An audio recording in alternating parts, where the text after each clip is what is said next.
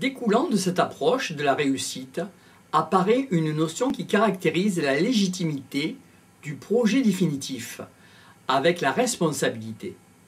Ainsi, évoluer, oui, par rapport à cette intégrité et cette sincérité, ce qui nous manqueront par parcours. Non seulement de considérer à une bonne forme d'humour pour s'adapter à la situation du présent et aux situations se présentant, ici, présentement. Notons que des variations de la norme à une forme d'humour auraient tendance à faire considérer à l'être humain le présent comme insaisissable, alors qu'il y a un éventail de choix possibles. La difficulté serait de considérer l'ordre de priorité des choix de l'organisation de sa vie pour que sa vie soit, immodestement, pleinement réussie. Enfin, pour qu'une cause entraîne un effet, notons l'infinité de solutions possibles pour un choix envisagé. Finalement, réussir est une question de choix. Art, communication, esprit, 13300, philosophie. Quelle place des nouvelles religions dans notre pays laïque? Absence ou liberté de culte? Depuis 1905 existe en France la séparation de l'Église et l'État. De plus demeure une neutralité des fonctionnaires, et ceux-ci ont à faire valoir leur devoir de réserve. C'est ainsi qu'entre l'inné et l'acquis est importante une marge de souplesse et de tolérance, l'inné donnant à l'être humain la priorité à être, l'acquis revendiquant l'être humain comme avoir été fait. A priori, un certain athéisme serait ce qui structure les rapports entre l'État et les citoyens. Notons que la loi évolue, et ce qu'une loi fait peut être défait par une autre loi.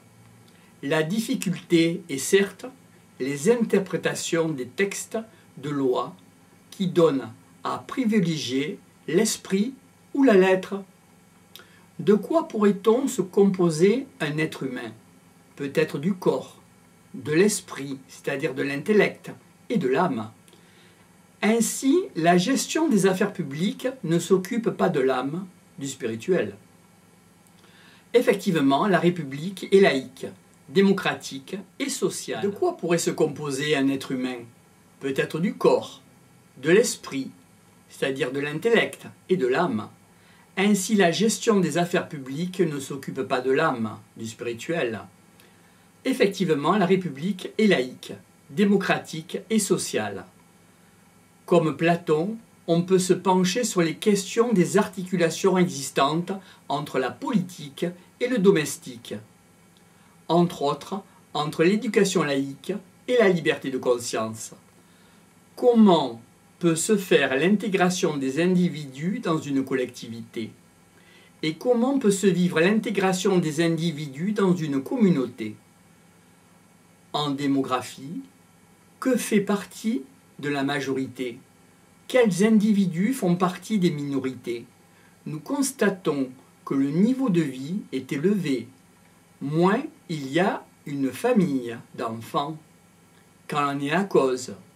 La tradition et les coutumes ont les jours longs concernant les comportements des individus qui se réfèrent à des modèles et les reproduisent. Quelle est la part de la sincérité et de l'honnêteté dans cette optique donc? Quelle est la part du paraître dans cette même optique de vie? Si la peur est la charnière entre l'habitude et la connaissance, comment accueillir la diversité avec dignité, respect, tolérance et entretien mutuel des richesses culturelles? Finalement, est-ce que l'esprit conduit la matière? Que penser un jour de la grève des diplomates, voire pire, un jour celle des ambassadeurs? En extrapolant, existe-t-il un droit à la cour de récréation? Ainsi, nous remarquons chez les animaux qu'il y a une hiérarchie sociale qui s'établit naturellement dans les groupes. Par exemple, le dominant des loups s'octroie la tâche de perpétuer l'espèce, les autres membres faisant des signes d'allégeance ou de soumission, par notamment la baisse de la tête, pour découvrir la nuque du dominé, ou du don de la gorge du dominé pour le dominant.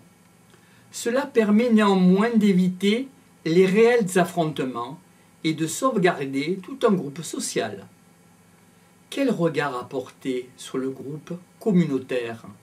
Comment se fait-il que se composent des groupes d'individus en rassemblements communautaires? Déjà, le regard est faussé par la surinformation des médias, les intoxications, le matraquage des reportages sur le même thème, la dénétarisation de l'information qui oriente le choix des individus. Mais qu'en est-il de l'esprit critique?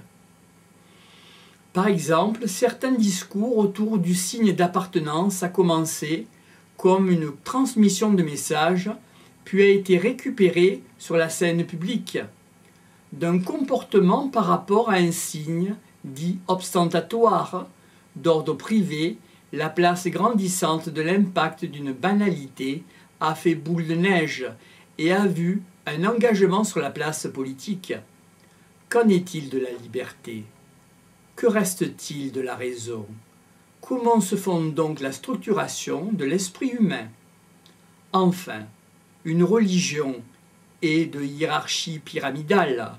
Notons qu'à travers la spiritualité existe une malléable liberté individuelle, une souplesse propre à chaque être humain. Comment permettre à l'autre d'exister? Et cela dans une réciprocité. Que seront les limites de la tolérance? Art, communication, esprit, 13300, Salon de Provence. Philosophie. L'art est-il un besoin ou un luxe? Pourquoi effectuer des représentations du vécu? Pourquoi ne pas se satisfaire de l'expression intuitive de l'unité du monde?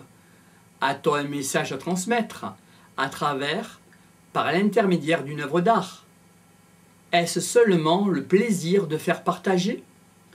Cette représentation de l'instant ne serait peut-être qu'un prétexte.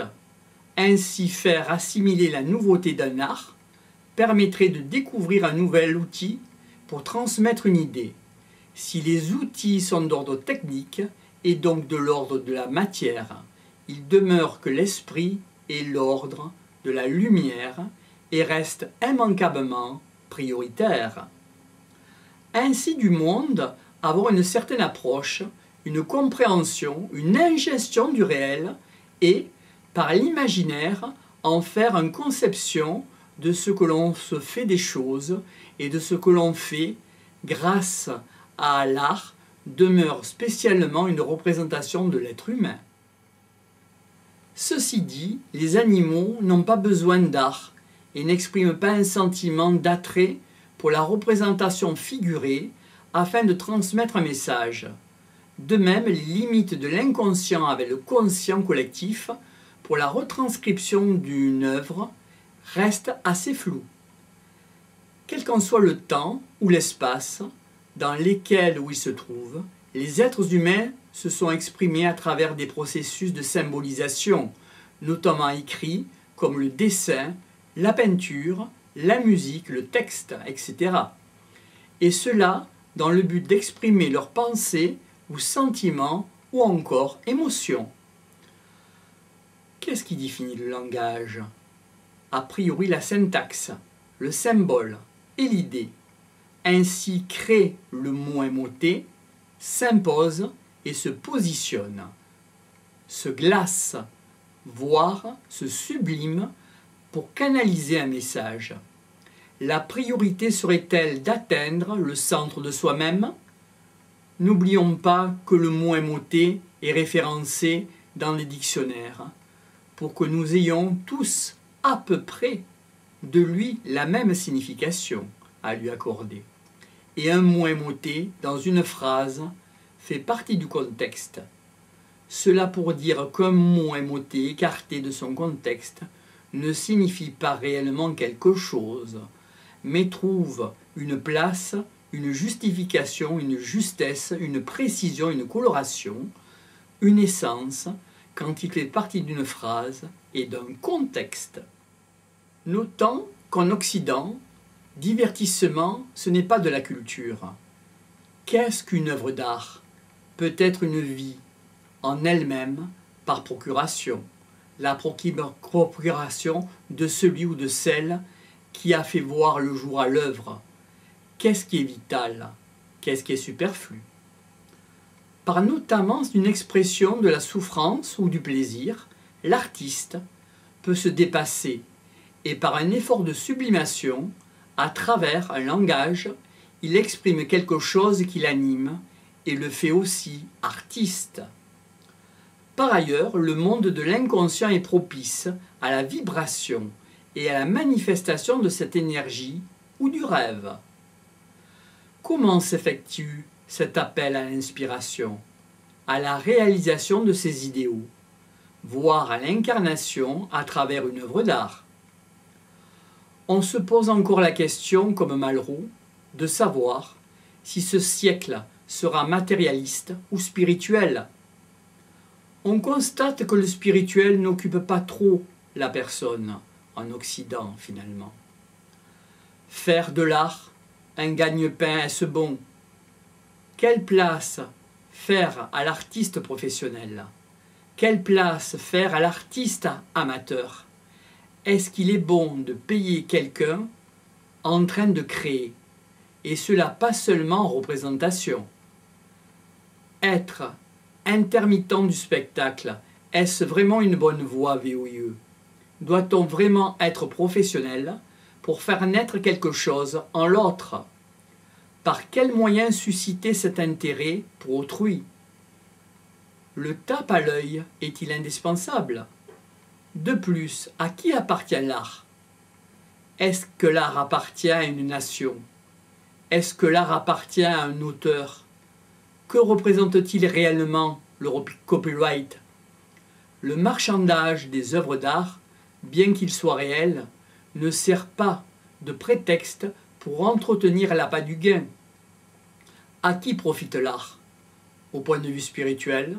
Au point de vue matériel? Enfin, pour une même œuvre, la sensibilité et le message véhiculé évoluent dans le temps.